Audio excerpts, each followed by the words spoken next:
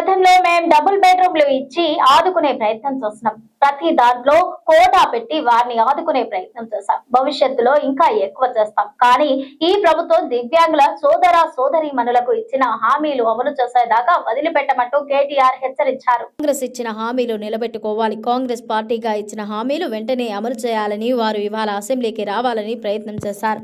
నేను అడిగాను, అసెంబ్లీ లోపలికి రానియండి, మా లెజిస్లేచర్ పార్టీ ఆఫీస్లో కలుద్దాం. వారు బయట రోడ్డు మీద కలవటం కరెక్ట్ కాదు. కానీ వీళ్ళంతా వస్తే మాకేదో ఇబ్బంది అవుతుంది. వాళ్ళను వద్దు అని చెప్పి పాసులు కూడా ఇయ్యకుండా సతాయిస్తే వారిని నడి రోడ్డు మీద కలవాల్సిన దుస్థితి ఈ రాష్ట్రంలో నెలకొందని కేటీఆర్ మండిపడ్డారు. దివ్యాంగుల గురించి కళ్ళబొల్లి కబుర్లు చెప్పి ఓట్లు పొంది గద్దెనెక్కిన కాంగ్రెస్ పార్టీని మేము ఈ బడ్జెట్ సెషన్ లో అడుగుతాం, నిలదీస్తాం. 6,000 పెన్షన్ ఇంకా ఎందుకు ఇవ్వడం లేదు? పక్క రాష్ట్రంలో 6,000 పెన్షన్ ఇస్తున్నారు. మీరు గద్దెనెక్కిన తర్వాత 3 బడ్జెట్, ఇది 60% సమయం అయిపోయిన తర్వాత కూడా ఎందుకు ఇంకా డబ్బులు కేటాయించడం లేదు? నిలదీస్తాం.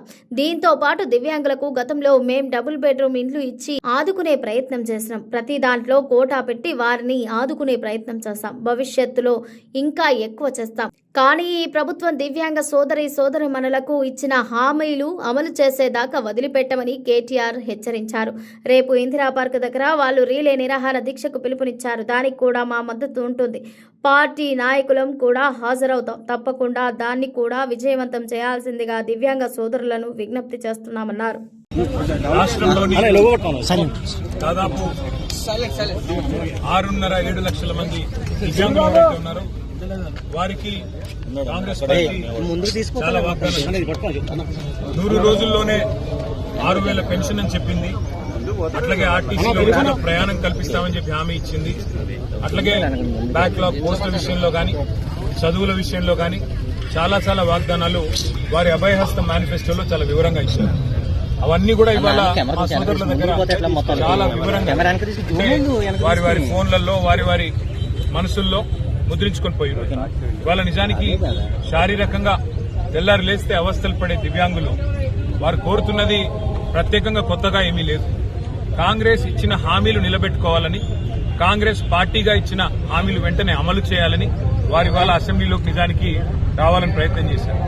నేను అడిగాను, అసెంబ్లీలో లోపలికి రానియండి, మా లెజిస్లేచర్ పార్టీ ఆఫీసులో కలుద్దాము, వారు బయట రోడ్ల మీద కలవడం కరెక్ట్ కాదు అని. కానీ వీళ్ళందరూ వస్తే మాకేదో ఇబ్బంది అవుతుంది, వాళ్ళు వద్దు అని చెప్పి పాసులు కూడా ఇవ్వకుండా సతాయిస్తే ఇక్కడ నడి రోడ్డు మీద వారందరినీ ఇక్కడ కలవాల్సిన దుస్థితి ఈ రాష్ట్రంలో ఈరోజు. దివ్యాంగుల గురించి ఆనాడు కళ్ళబొల్లి కబుర్లు చెప్పి ఓట్లు పొంది ఇవాళ గద్దెనెక్కిన కాంగ్రెస్ పార్టీని మేము ఈ బడ్జెట్ సెషన్లో శాసనసభలో కూడా నిలదీస్తాము, అడుగుతాం. 6,000 పెన్షన్ ఎందుకు ఇంకా ఇవ్వట్లేదు? పక్క రాష్ట్రంలో 6,000 పెన్షన్ ఇస్తున్నారు. మరి మీరు గద్దెనెక్కిన 3వ బడ్జెట్ ఇది, అంటే 60% సమయం అయిపోయిన తర్వాత కూడా ఎందుకు ఇంకా డబ్బులు కేటాయించట్లేదు? నిలదీస్తాము. దాంతో పాటు దివ్యాంగుల గతంలో మేము డబుల్ బెడ్రూమ్ ఇల్లు ఇచ్చి ఆదుకునే ప్రయత్నం చేశాం. ప్రతి దానిలో కోటా పెట్టి వారిని ఆదుకునే ప్రయత్నం చేశాము. భవిష్యత్తులో ఇంకా ఎక్కువ చేస్తాము.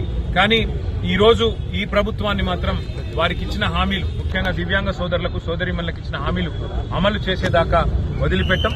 రేపు ఇందిరా పార్క్ దగ్గర కూడా వారు రిలే నిరాహార దీక్షలకు పిలుపునిచ్చారు. దానికి కూడా మా మద్దతు ఉంటుంది. మా పార్టీ నాయకులు కూడా హాజరవుతాం. తప్పకుండా దాన్ని కూడా మరి విజయవంతం చేయాల్సిందిగా రాష్ట్రంలోని దివ్యాంగ సోదరులకు కూడా విజ్ఞప్తి చేస్తూ ప్రభుత్వం వెంటనే కళ్లు తెరిచి మరి ముందుకు వచ్చి వారికి ఇచ్చిన హామీలు అమలు చేయాలని చెప్పి డిమాండ్ చేస్తాం. వాసు టచ్ లో ఉంటాడు, అన్ని ఏర్పాట్లు